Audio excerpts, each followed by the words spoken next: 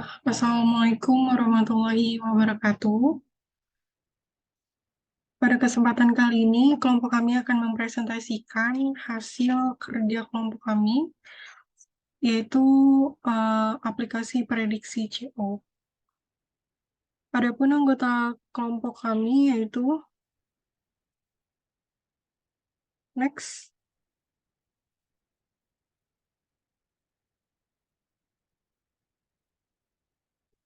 Adapun anggota kelompok kami yaitu Anissa Oktaviani dengan NIM 20103008. Kemudian ada saya sendiri, Yashifa Andika Putri, dengan NIM 20103010.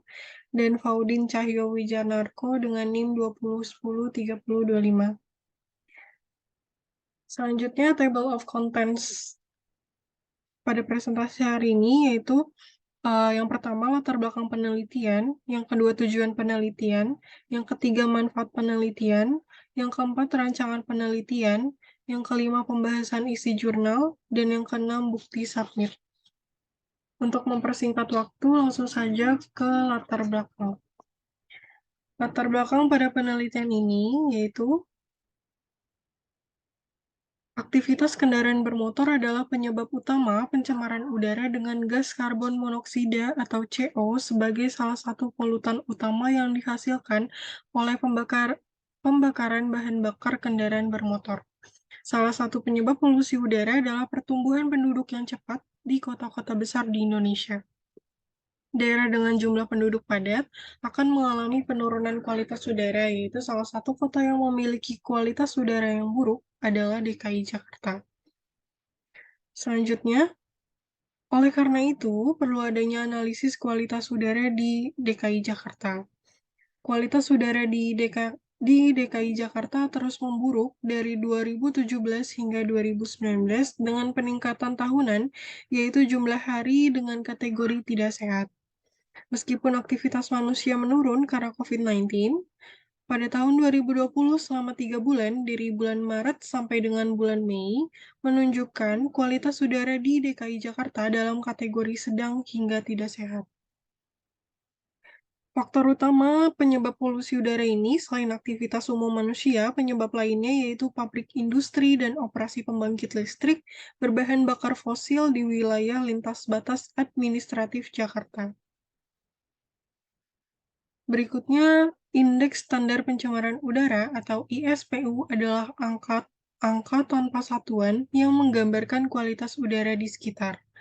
Tujuan ISPU adalah untuk memberikan masyarakat informasi tentang kondisi kualitas udara setiap saat dan di lokasi tertentu, serta menjadi bahan pertimbangan dalam upaya pengendalian pencemaran udara. Selanjutnya adalah tabel Indeks Standar Pencemaran Udara pada periode bulan Desember tahun 2021 di DKI Jakarta. Selanjutnya adalah tujuan penelitian yang akan dijelaskan oleh Anissa.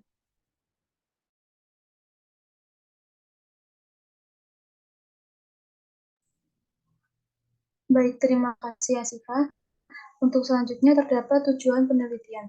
Adapun tujuan dilakukannya penelitian ini adalah untuk membuat model artificial intelligence atau AI untuk memprediksi karbon monoksida atau CO di DKI Jakarta. Next. Yang ketiga terdapat manfaat penelitian.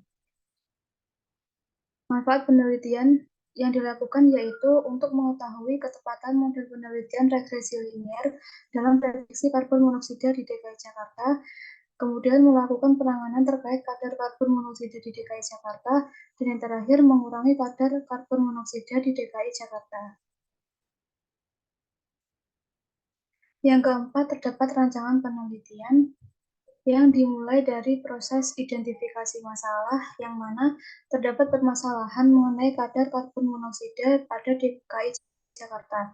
Peningkatan karbon monoksida ini dikarenakan pencemaran udara sehingga menyebabkan kualitas udara memburuk dari tahun ke tahun. Yang kedua yaitu studi literatur dengan cara melakukan kajian mendalam mengenai konsep dasar model artificial intelligence, karbon monoksida, metode regresi, dan teknik analisis regresi linear. Yang ketiga, pengumpulan data yang diambil melalui Open Data Jakarta yang merupakan data pencemaran udara di Provinsi DKI Jakarta pada bulan Desember 2021. Yang keempat, pemodelan data dilakukan dengan cara mencari nilai koefisien dan grafik menggunakan scatterplot. Dan yang terakhir, training data dan evaluasi data yang dilakukan dengan cara perhitungan mean absolute error atau MAE dan mean square error atau MSE. Selanjutnya akan dijelaskan oleh Faudin. Oke, terima kasih ya Anissa. Kemudian yang kelima ada pembahasan isi jurnal. Seperti yang terlihat, ini merupakan jurnal yang telah kami buat. Jurnal yang kami buat memiliki judul Membuat Model AI untuk Memprediksi Kadar Karbon Monoksida di Jakarta menggunakan metode regresi dan algoritma linear regression. Kemudian seperti yang terlihat, ini merupakan bagian abstrak. Pada halaman selanjutnya, bagian pendahuluan yang berisi tentang apa itu latar belakang dari penelitian yang kami buat dan terdapat tabel ISPU Desember tahun 2021 di DKI Jakarta. Kemudian halaman selanjutnya di sini merupakan metode penelitian yang kami lakukan. Itu ada dari identifikasi masalah, studi literatur, pengumpulan data, pemodelan data, training data, dan evaluasi data.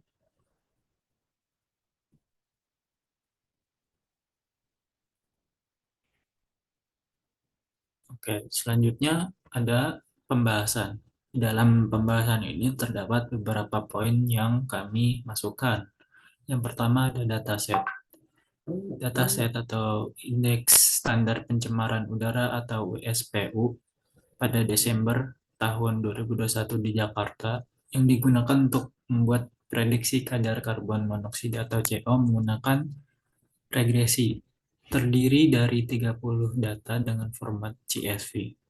Dataset diambil dari Open Data Jakarta yang memiliki kolom pada datanya sebanyak 12 kolom, yaitu nomor, tanggal, PM10, PM25, SO2, CO, O3, NO2, max critical, kategori, dan location. Dan pada penelitian untuk membuat model AI kali ini, kami menggunakan kolom CO dan kolom max untuk melakukan prediksi CO di DKI Jakarta. Kemudian yang selanjutnya ada proses regresi. Pada proses regresi ini kami membuatnya di dalam Jupyter Notebook menggunakan bahasa pemrograman Python. Langkah awal dengan melakukan pemodelan data menggunakan algoritma linear regression untuk mengetahui koefisien dan intercept model AI. Kemudian seperti yang terlihat pada gambar 4, kami menemukan nilai koefisien sebesar 0,71 sekian dan interceptnya yaitu 75,5 sekian. Penggunaan algoritma linear regression dapat mengetahui besarnya hubungan konsentrasi karbon monoksida dan maksimum karbon monoksida yang menunjukkan pola titik yang linear. Grafik visualisasi data dapat dilihat pada gambar di bawah ini. Dalam gambar ini merupakan hubungan linear antara karbon monoksida dan maksimum karbon monoksida di DKI Jakarta pada bulan Desember tahun 2021. Titik-titik ini menggambarkan data observasinya, sedangkan garis merah menggambarkan regresi linearnya. Prediksi dari model artificial intelligence atau AI perlu dilakukan evaluasi data untuk mengetahui seberapa akurat hasil prediksinya dengan menggunakan mean absolute error dan mean squared error. Uji akurasi menggunakan MSE dikatakan akurat apabila model yang diuji memiliki nilai mendekati nol. Uji akurasi model AI dapat dilihat pada gambar di bawah ini. Nah, pada gambar di bawah ini kami melakukannya di dalam Jupyter Notebook. Dan didapat mean absolute error sebesar 15,74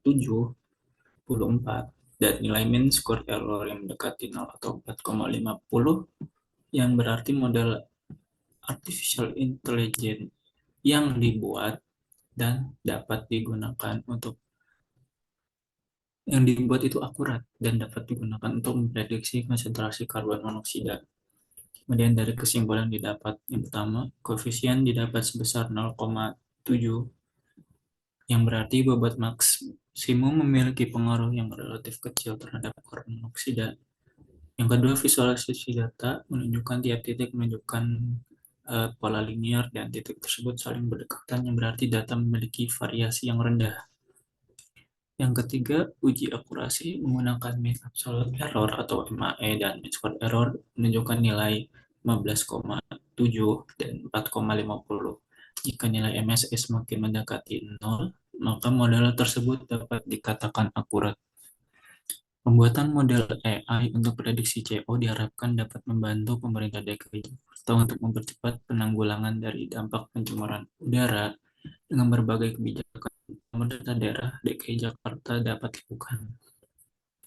Yang kelima, hasil uji akurasi dapat dibuktikan lagi agar model yang dibuat dapat dipercaya peneliti lain dapat menggunakan cross validation ataupun R2 score selain kedua metode pada penelitian. Yang terakhir adalah bukti jurnal kami sudah disubmit. Berikut adalah bukti yang bisa kami berikan. Nah, jurnal kami telah disubmit di dalam Jurnal Ilmiah Informatika Global atau JIG. Ini dengan nama Saifuddin Cahyowijanarko dan kawan-kawan. Dan ini kami telah bagian file naskahnya sudah disubmit di jurnal ini. Dan selain itu, kami juga telah mendapatkan email konfirmasi bahwa naskah kami telah diserahkan ke pihak JIG. Nah, seperti yang terlihat, ini merupakan email yang diberikan dari pihak jurnal tersebut. Untuk penutupan, saya berikan ke Ashifa, dan Ashifa dipersilakan. Baik, terima kasih Pak atas penjelasannya. Mungkin itu saja yang dapat kelompok kami sampaikan. Kurang lebihnya mohon maaf. Wassalamualaikum warahmatullahi wabarakatuh.